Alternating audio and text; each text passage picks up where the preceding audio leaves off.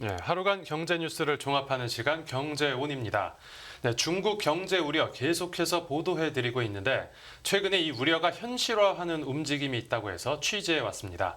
네, 오늘은 이 내용부터 홍 기자의 뉴스 포인트에서 만나보겠습니다. 뉴스 포인트는 홍경표 기자와 함께합니다. 안녕하십니까? 안녕하세요. 네, 중국 경제 위기 계속해서 저희가 다루고 있는데 지금은 또 어떤 문제가 터진 겁니까?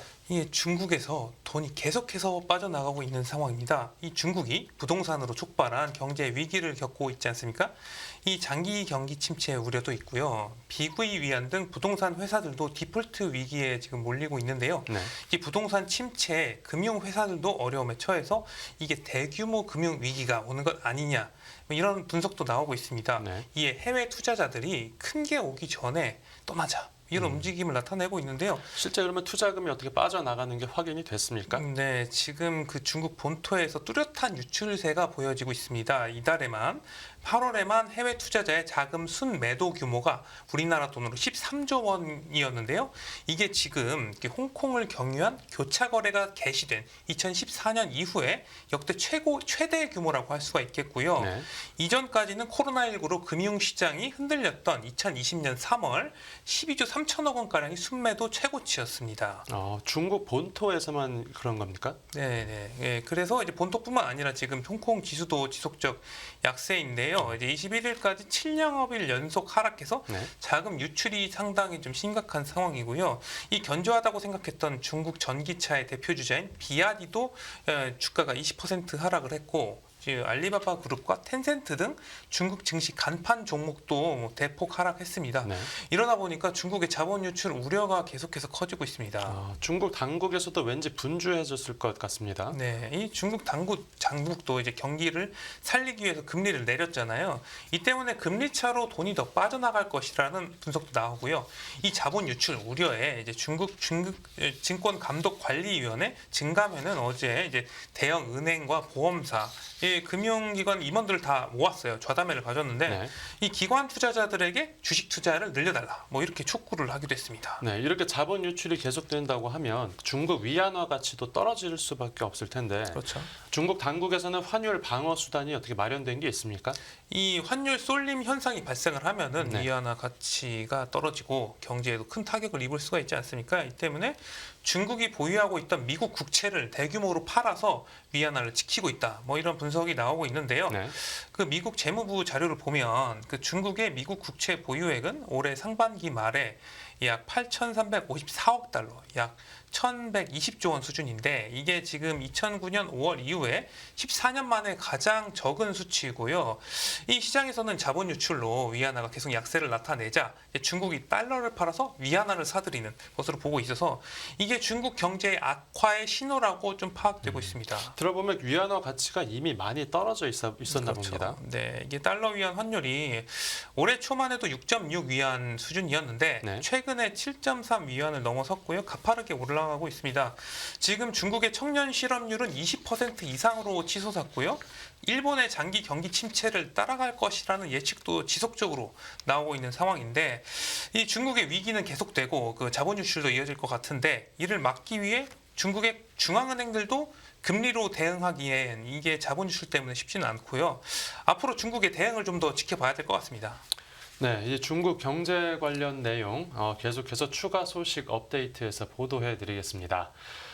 다음 뉴스 보겠습니다. 미국에서 중요한 회의가 열리고 있죠? 네, 맞습니다. 이게 빅 이벤트 잭슨홀이 오늘 이제 카운트다운 되는데요. 예, 우리나라 한국은행 총재도 어제 금융통화위원회에서 잭슨홀을 봐야 된다. 뭐 이렇게 이야기를 했죠. 언론 지상에도 뭐 잭슨홀이 이게 도배가 되고 있는데 도대체 이 잭슨홀이 뭐길래 이렇게 좀 주목을 받는지 네. 이게 공식 명칭이 잭슨홀 미팅입니다. 잭슨홀은 지역 명칭인데요. 네. 잭슨홀은 미국 와이오밍주에 위치하고 해발 2,100m 있고요. 네, 주변에 이제 국립공원도 있고 휴양지 중 하나인데 바로 이곳에 주요국 중앙은행 총재가 다 모이고 그리고 이제 경제 전문가들을 초청해서 잭슨 홀 미팅을 열어서 주제 발표를 하고 정책 논의도 같이 하는 자리입니다. 이 미팅이라고 하는 건 정기적으로 열리는 예, 겁니까? 그렇죠. 매년 8월에 열리는데 이번에는 이제 24일부터 시작하니까 이미 열렸죠. 지금 이 공식 일정은 개막이 됐습니다. 네. 올해의 주제는 글로벌 경제 구조적 전환이고요. 이렇게 매년 열리는 건데도 회의에 주목해야 하는 거는 뭔가 그래도 특별한 게 있어서 그런 거죠? 이게 경제 미팅 뭐 사실 워낙 많잖아요. 그런데 잭슨 홀 미팅이 왜 특별한 것이냐? 이 제롬 파월 그 미국 연방준비제도 의장이 기조연설을 하기 때문인데요. 네. 이 기조연설은 우리나라 시간으로 오늘 밤 11시 5분에 시작이 됩니다. 오늘 밤 한번 주목을 해보셔야 되겠는데요. 근데 파월 의장 같은 경우는 회의가 아니어도 네. 평소에 말을 많이 하지 그렇죠. 않습니까? 뭐 FOMC 등에서도 뭐 파월 의장이 상시적으로 말을 하지 않습니까? 네. 그런데도 이 잭슨 홀을 주목하는 이유는 바로 그 학습 효과 때문인데요. 네. 지난해 8월에 잭슨 홀 그 미팅이 열렸는데 매년 열리지 않습니까 이게? 그런데 예상치 못하게 파월 의장이 금리 관련해서 매파적 발언을 상당히 세게 했어요. 이 내용이 통화 정책을 일찍 완화하는 것에 대해서 강하게 경고를 한다면서 이제 인플레이션 통제를 위해서 긴축 정책을 지속적으로 하겠다 이렇게 했고요. 네. 무려 8분 50초 동안 이런 기조의 발언을 거의 쏟아내면서 인플레이션 파이터로서의 면모를 확실하게 했습니다. 그리고 시장이 충격을 받았고요. 네. 당시 이제 시장에서는 이미 파월 의장에 대해 성향을 충분히 파악을 하고 있었을 텐데 네. 그런데도 그렇게 충격이 있었습니까? 예, 그런데 이게 이때가 어떤 상황이었냐면 이제 연준이 기준금리를 이미 4차례 연거푸 올린 상황에서 과연 더 올릴 것인가 지속적 의지가 이 정도면 되지 않았을까 뭐 이렇게 생각을 하고 있었는데 그런데 이렇게 매파적 발언을 하니까 시장에서 상당히 충격이 컸던 것이죠. 네. 이 때문에 그 발언 이후에 미국 S&P 지수 같은 경우는 2달간 20% 하락을 했고요. 그리고 우리나라 금융시장도 급락했습니다. 그래서 이번에 시장 참가자들이 예상치 못한 파월의 어떤 의장의 발언 때문에 충격을 또 받지 않을지 상당히 주목하는 상황입니다. 네네. 그 연설을 이제 하루 앞둔 상황인데 당장의 오늘 금융시장 분위기는 그렇죠. 어땠습니까? 일단 시장에서는 어떻게 될지 모르잖아요. 불안하니까 경계를 하는 분위기고 이제 미국 시장을 포함한 글로벌 시장과 우리나라 시장 등 주식 시장은 일단은 좀 비는 피하자. 네. 그래서 약세를 나타내기는 대기 장세를 했습니다. 보인 거네요. 네, 그렇죠. 미국의 물가 상승세는 둔화를 했는데 그 미국 경기가 예상 밖으로 호조세를 나타내면서 인플레이션 불씨가 완전히 꺼지지는 않았거든요. 네. 이제 통화 긴축의 여지도 있어서 추가로 파월 의장의 긴축 발언이 어떻게 나올지 강도는 어떨지 중에서 이제 좀 주목을 해야 될 부분이고요. 네. 만약에 최근에 FOMC에서 했던 기조 정도만 말을 해주면 네.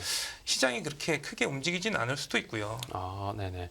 그 파월 의장 이제 발언 중에서 네. 혹시 또 뭐 주목해야 되는 게 있습니까? 최근에 이제 시장에서 중립금리라는 게 화두가 되고 있습니다. 중립금리가 뭐죠? 이 중립금리라는 게 이제 이론적으로 이제 경제가 인플레이션이나 디플레이션 압력이 없는 이제 잠재 성장률 수준을 회복할 수 있도록 하는 이론적 금리 수준이다. 이렇게 말하면 좀 상당히 어려운데 쉽게 말하면 경기가 달아오르지도 않고 침체도 하지도 않는 최적의 이자율 이렇게 볼 수가 있겠습니다. 네. 이와 관련해서 연준은 이제 분기마다 장기적으로 금리가 어느 지점에 안착해야 되냐 네. 이런 것을 예측을 하는데요. 사실상 이게 중립금리 추정치라고 볼 수가 있거든요. 네네. 이 추정치 중앙값이 2019년 이후 2.5%였습니다. 네. 이게 8년 전에 3.5%에서 상당히 낮아진 거긴 한데요. 네. 하지만 최근에 연준 인사들의 이제 추정치가 점점 높아지고 있는 모양새입니다. 이게 왜 그러냐면 이게 미국 경제가 견조한 모습을 보이면서 그럼 금리가 더 높아도 되지 않냐? 뭐 이런 의견이거든요. 네네. 그래서 이제 파월이 중립금리를 언급을 하게 되면 더 높게 오래 금리가 유지될 수 있을 것이다. 네네. 이렇게 시장에서 해석을 할 수도 있어서 이 중립금리 발언을 하는지 오늘 좀 지켜봐야 될 것 같습니다. 네, 알겠습니다. 이 잭슨 홀 결과는 추후에 또 보도해 드리도록 하고요. 다음은 기업 관련 소식인데 네. 이거 직접 전해 주시죠. 네, 이번에 구광모 LG 회장이 그 북미에서 AI와 바이오 산업을 좀 챙겼다. 뭐 이런 소식인데요. 네. 이번에 이제 미국과 캐나다를 방문을 해서 바이오와 인공지능 등 미래 신사업 점검에 나섰습니다. 네. 우선 이제 구 회장은 그 보스턴을 이제 방문을 했는데 여기서 이제 LG화학 이제 생명과학본부 현지 법인과 미국의 항암 신약 기업인 아베오를 찾았습니다. 네. 이 보스턴이라는 게 상당히 의미가 있는 곳인데요. 이 글로벌 바이오 기업과 이제 연구기관이 밀집한 이제 생명공학의 메카라고 볼 수가 있겠습니다. 네. LG화학 같은 경우는 이제 2019년 글로벌 신약 개발과 혁신 기술 도입을 위해서 보스턴 법인을 설립을 했고요. 네. 또 올해 그 1월 아까 말씀드린 아베오를 인수를 하기도 했어요. 네. 이게 보스턴에서 구회장이 뭘 했습니까? 예, 이 자리에서 글로벌 상업화 강화 방안과 이제 아베오를 어떻게 육성할 것이냐 이런 걸 주로 논의했고요. 네. 이 LG화학 이제 생명과학본부는 이제 글로벌 시장 공략 확대로 2030년까지 글로벌 톱티어 제약사로 도약하겠다 이런 계획을 또 세웠고요. 네, 미국에서는 뭐 이제 그렇고 네. 캐나다에서는 어디를 들렀습니까? 네, 캐나다에서는 이제 LG그룹 최초의 글로벌 AI 연구 거점인 AI 랩을 방문했습니다. 네. 여기서 그 부회장은 이제 AI 기술을 활용해서 차별화된 가치를 창출해야 된다. 뭐 이렇게 그 다음에 이제 실질적인 실행력을 높이자 이렇게 강조를 했고요. 네. 또 지금 LG의 제품과 서비스, 조직 운영에도 AI를 적극적으로 도입하자. 뭐 이렇게 또 발언하기도 했습니다. 확실히 그 구회장도 네. 이 인공지능 같은 이런 첨단 네. 산업을 좀 많이 육성하려는 그런 움직임으로 보입니다. 네네. 네. 그래서 이제 그 또 여기 그 또 캐나다에서 AI 연구기관도 방문을 했는데 이게 네. 벡터 연구소와 이제 양자 컴퓨팅 스타트업 자나두라는 곳도 찾았는데요. 네. 이 벡터 연구소가 상당히 유명한데 네. 구글의 딥러닝, 우버 자율주행 등이 이곳을 거쳐서 탄생을 했고요. 이 구회장이 그 AI와 양자 컴퓨터 기술이 미래라고 생각하고 AI 기술과 협업 방안을 모색한 것으로 보이고요. 네. 이 구회장이 AI가 게임 체인저다. 상당히 중요하게 본 거죠. 네. 네, 그래서 좀 적극적으로 적용해 보자. 뭐 이런 발언도 했습니다. 네, 중국 경제 이야기부터 LG그룹 회장의 글로벌 행보까지 다뤄봤습니다. 오늘 뉴스 포인트는 여기서 마무리하겠습니다. 잘 들었습니다. 감사합니다.